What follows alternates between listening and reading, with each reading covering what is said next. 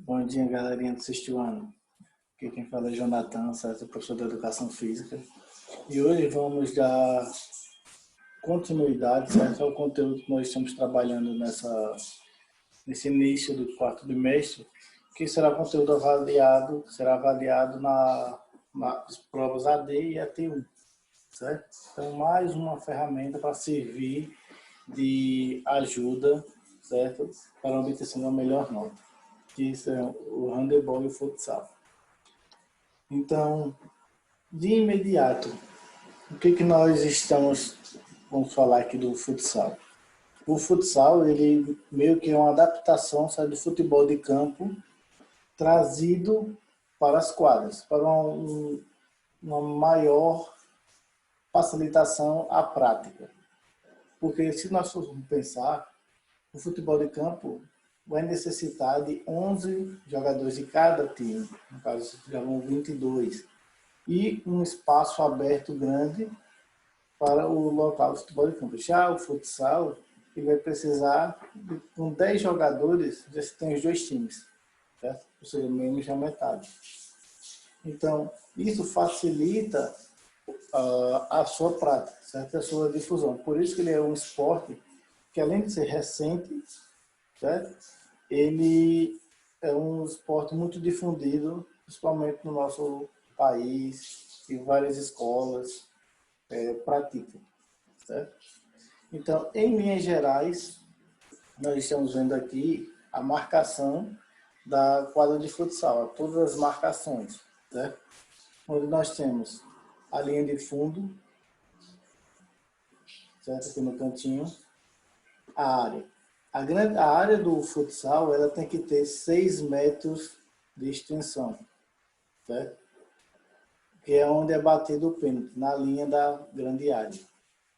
Faltas acumulativas são cobradas aqui da linha do tiro livre, ou linha dos 10 metros. Como assim faltas acumulativas? Cada time só pode fazer 5 faltas por tempo. Então, se um time faz a sexta falta, ele dá a oportunidade da outra equipe cobrar daqui, certo? Da linha central, da linha dos 10 metros. Sem barreira, certo? Detalhe, sem barreira. Então, não importa se a falta foi aqui, ó, perto do gol do time adversário. Eles vão pegar a bola, vir para cá e vão cobrar. Por que essa regra foi instalada? Para diminuir a quantidade de faltas e o tempo ser melhor aproveitado, o tempo ser mais jogado. Então, em competições oficiais, a bola, toda vez que a bola sai da quadra, ela é parada. O tempo é parado. Vai ser 20 minutos de bola rolando. Ok?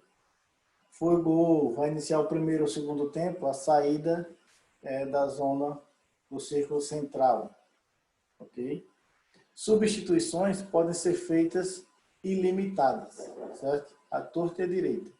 Sendo que, tanto para a entrada quanto a saída dos atletas, só pode ser feita nesse espaço aqui de 5 metros que nós estamos vendo na beira da quadra, ou seja, à frente do banco de reservas. Se o atleta entrar só um pouquinho fora, ele é punido com cartão amarelo. Então, o futsal, esporte, ele é cheio de regras, certo? E isso vai fazer para que o jogo ele ande de uma maneira mais agradável, certo? Então, dentro dessas regras, nós temos algumas que nós elencamos como principais, que vão intermediar a partida. Que, nesse caso, são as equipes, como eu já falei, são formadas por 5 jogadores de linha, sendo um goleiro. No caso, jogam 5, um goleiro, 4 e vão estar na linha, certo? E no máximo 7 no banco de reservas. Ou seja, 12 jogadores vão estar aptos para a quadra. Ah, professor, então as equipes só têm 12 jogadores? Não, elas têm mais. Elas têm 20, 30, certo? Porque é feito um sistema de rodízio. Então, algum jogador levou um cartão, está suspenso ou está machucado, eles fazem uma troca por alguém que está fora ou está em melhores condições de jogar, ele está muito cansado e etc. Certo? Mas para aquela partida em específico, eu só posso levar, eu enquanto técnico, dono do time, eu só posso levar 12 jogadores. Certo? Essa quadra, para a prática, ela tem que ser retangular, certo? E tem que ter uma metragem específica para ser oficial. Ela tem que estar entre 38 e 42 metros de comprimento, certo? Por 18 a 25 de largura. Então, se a quadra ela tem 38 metros, que é um mínimo, comprimento, e 18 de largura, ok, ainda está dentro dos padrões oficiais, certo? Ou pode ter o máximo. Geralmente, as quadras de times que jogam o Campeonato Brasileiro, assistindo na televisão, eles vão ter a metragem máxima, certo? Que já facilita até a questão do próprio jogo, para o jogo não ficar muito amarradinho, muito apertadinho.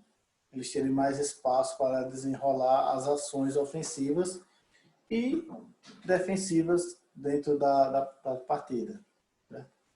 Essa bola ela tem que ter um tamanho entre 62 e 50 e 64 de circunferência, certo? Com um peso entre 400 e 440 gramas. Certo? Para além disso, a bola vai estar fora da categoria e vai ter alguma diferenciação para o goleiro e para os jogadores.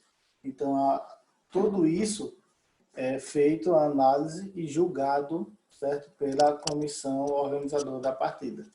No caso, o juiz, o delegado da partida, certo, anotador, todos eles vão lá, vão fazer essa conferência. Está tudo ok para que a partida seja realizada. O árbitro ele vai ter 2 cartões para punir, como no futebol de campo. Um é o amarelo, que é a advertência, certo? E o vermelho, que é a expulsão. Então, quando acontece a expulsão, o atleta ele é obrigado a sair da partida e a equipe vai ficar por 2 minutos com um jogador a menos. Certo? Porque no futebol de campo, por exemplo, se passa o jogo todo. Mas no futsal não. Só jogam 2 minutinhos, certo? Com um a menos, porque o jogo é mais dinâmico. E para o jogo continuar tendo esse dinamismo, é feito dessa forma, ok? Detalhe, vamos supor que eu cometi um pênalti. Eu sou goleiro e eu cometi um pênalti. Então, aí eu levei cartão vermelho. Eu saí do jogo. Então, o meu treinador ele pode tirar um jogador de linha e colocar o goleiro reserva, certo? Para a partida. E se na cobrança do pênalti a outra equipe fizer o gol, ela já pode voltar com outro atleta e recompor a equipe. No caso, esses 2 minutos só são válidos se a equipe não sofrer gols. Certo? Sofrendo gols, ela volta ao normal.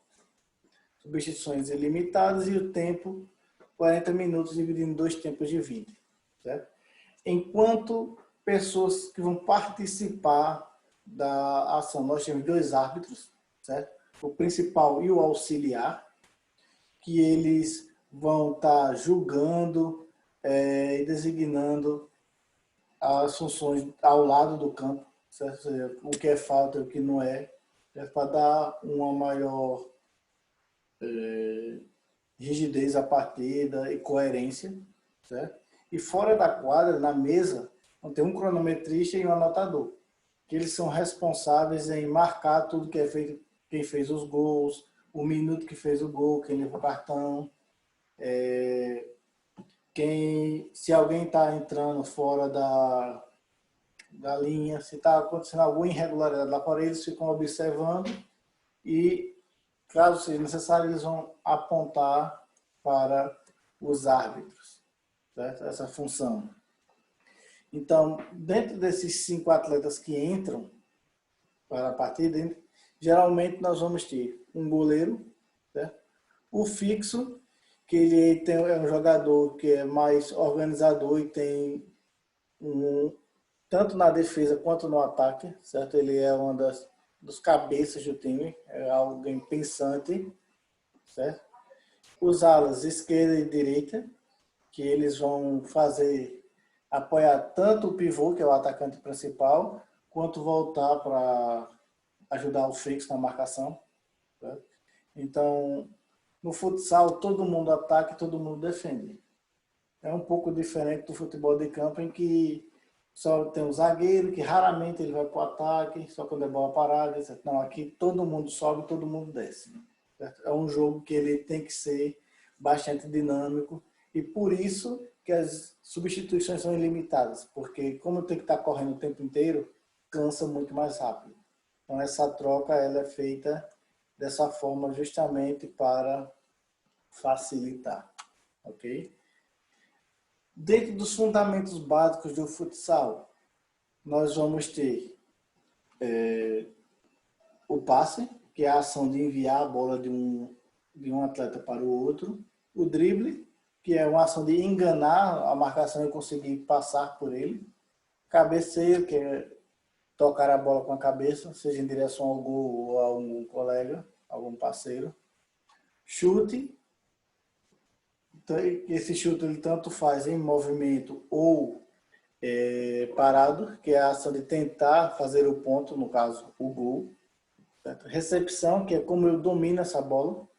Geralmente, eu faço com a sola do pé, toca a bola para mim, eu piso nela. Por que eu piso nela? Para que essa bola ela não espane e vá para longe. Certo? Então, quanto mais tempo eu tiver essa bola próximo de mim, mais difícil será para o meu oponente roubá-la, certo? Tomar.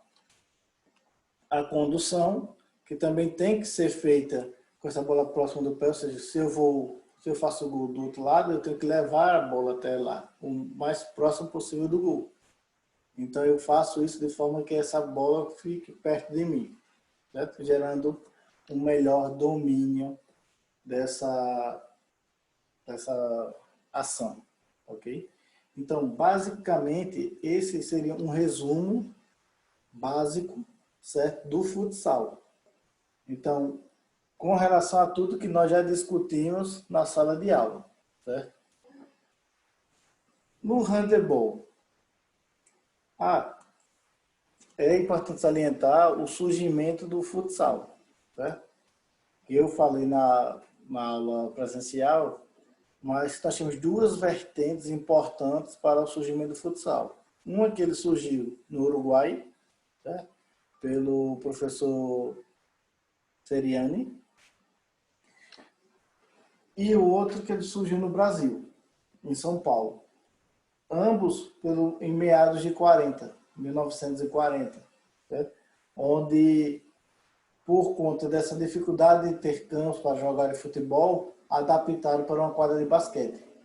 Ambas as situações foram no ACM, ou seja, uma Associação Cristã de Moços. Era uma escola cristã que tinha vertentes em vários locais, certo? Em várias cidades do Brasil e do mundo. Então, essa ação fez com que fosse difundido e passado para outras escolas. Como tinham muitas ACMs, todas viram a necessidade de se implantar aquilo ali, certo? E foi pegando e o jogo foi se difundindo de uma maneira muito grande, ok?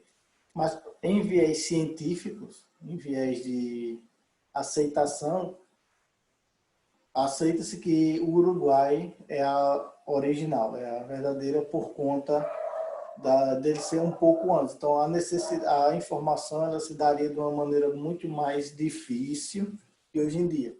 Porque hoje em dia, se eu faço alguma coisa aqui, eu publico na internet, do outro lado do mundo as pessoas têm acesso no mesmo momento. Certo? Já que não. Ou seja, a informação daí é muito mais devagar. Então, por isso não se tem essa certeza de onde foi que surgiu realmente o futsal. Se foi aqui no Brasil, se foi no Uruguai. Certo? O handebol. Então, o handebol ele veio surgir mais ou menos por volta de 1914, lá na Alemanha, certo?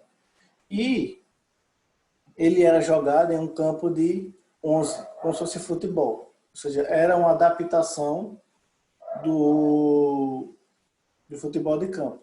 Por que que ele surgiu? Porque as meninas não queriam praticar o futebol. Então ele começou a pensar em uma atividade que ele pudesse fazer com as meninas que tivesse um interesse. Então foi daí que surgiu essa ideia de fazer o futebol com a mão. Que aí ele deu o nome de handebol, certo? E do inglês hand e ball, ou seja, a bola na mão, certo? E isso fez com que as meninas fossem despertando interesse, fossem começando a jogar. Posteriormente, os meninos também se sentiram atraídos pela prática e ambos os gêneros começaram a praticar esse desporto, certo? Até hoje, o handebol de campo, de grama, ele ainda é praticado, só que na grande maioria somente lá na Alemanha, certo? Perto do local de surgimento dele. Então é uma tradição deles ainda praticar esse handebol de grama. Então hoje em dia o handebol é praticado por ambos os sexos, certo? E na quadra, ou seja, ele foi adaptado. Ele teve que vir para a quadra por conta da dificuldade de espaços para sua prática. E também por conta de períodos chuvosos, inverno, não tinha como praticá-lo. Então, indo para uma quadra de basquete, indo para um ginásio, essa prática seria muito mais facilitada, certo? Tendo chuva, frio, independente, daria para ser praticado. Só que o que foi visto? Com 11 pessoas, não teria como jogar, certo? Então foi diminuído para 7 pessoas, com o goleiro, no caso 6 na linha e o goleiro. Questão de passe, então adaptaram todo o jogo para que ele ficasse atrativo ainda. Então, cada equipe ela vai ter basicamente 14 jogadores, 7 na linha e 7 no banco de reservas, onde eles podem entrar e sair a qualquer momento, certo? Desde que seja no espaço delimitado. O número mínimo para a partida são de 5 jogadores. No caso, se na minha equipe acontecer alguma coisa e só chegaram 6 jogadores dos 14, pode ter jogo, certo? 5, pode ter jogo ainda. 4, aí já não pode mais ter jogo. Então é dado um WA. A partida foi vencida pela outra equipe que estava completa no local marcado na hora correta do jogo. Ok? Gera o jogo, ele vai ser dirigido por 2 árbitros, certo? O principal e o assistente, mais um secretário que fica trabalhando na súmula, que fica anotando quem fez os pontos, os gols, em que momento, cartões, punições, quem levou 2 minutos. 2 minutos é uma punição para um jogador que fez uma falta mais severa, um pouco mais antidesportiva. Então, sai e fica 2 minutos fora, depois volta, o mesmo jogador, certo? Mais do que 2 minutos, ele pode levar 3 vezes os 2 minutos. No terceiro, ele é expulso, aí ele não volta mais naquela partida, só numa próxima, ok? Nós temos um cronometrista que vai estar olhando o cronômetro e todo mundo que faz parte dessa equipe tem que ser conhecedora das regras do jogo, para que elas sejam aplicadas. Aqui nós temos a quadra, certo? Onde temos o gol, 3 metros por 2 de altura, a linha dos 4, a grande área que vai ter 6 metros, certo? E os 7 metros, todo pênalti, entre aspas. A ação que foi feita aqui, ela é cobrada daqui. Se ocorrer alguma falta que não seja passível de pênalti, ela é cobrada de fora da linha tracejada, dessa linha pontilhada aqui, certo? a zona de substituição, que todos os times entram e saem por aqui, na frente da mesa, para que eles vejam se estão saindo e entrando adequadamente. Certo? Ou seja, tudo é para facilitar a ação dessa partida. Então, enquanto regras básicas, não é permitido ao jogador demorar mais de 3 segundos com a bola na mão, não pode dar mais de 3 passos, certo? Ele tem que quicar a bola ininterruptamente, certo? Para poder ficar mais de 3 segundos ou dar mais de 3 passos com a bola. Caso ele não infrinja alguma dessas regras, é falta e a bola é para outra equipe. Vão existir 2 áreas na frente do gol, como eu falei, certo? De 6 metros. Então, ninguém pode entrar naquela área, somente o goleiro. Certo? Então, se a bola está no chão, é do goleiro. Ele pode ir lá pegar a bola e tocar para o colega. Se algum colega dele pegar a bola no chão, é falta para outra equipe. Então, a bola dentro da área, somente o goleiro pode pegar. Certo? É vedado. Então, dentro das posições, nós temos o goleiro, os 2 pontas, ponta direita e o ponta esquerda, o meia direito e o meia esquerda, armador central e o pivô. Certo? Esses 3 aqui são as pessoas que mais organizam o time, certo? Tanto no ataque quanto na defesa, porque eles estão na faixa central. Então, o armador central, ele é o cérebro do time. Ele é o cabeça que vai organizar a jogada. Observar quem está atacando, como vai atacar, como vai defender, e intermediar para os outros, certo?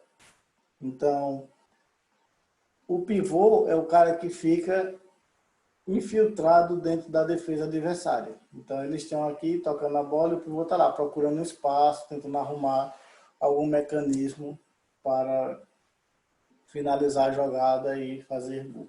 Certo? Então, em linhas gerais, essa é uma revisão do nosso conteúdo. Espero que todos tenham compreendido. Então, estudem, certo, para a nossa prova e até mais. Um grande abraço.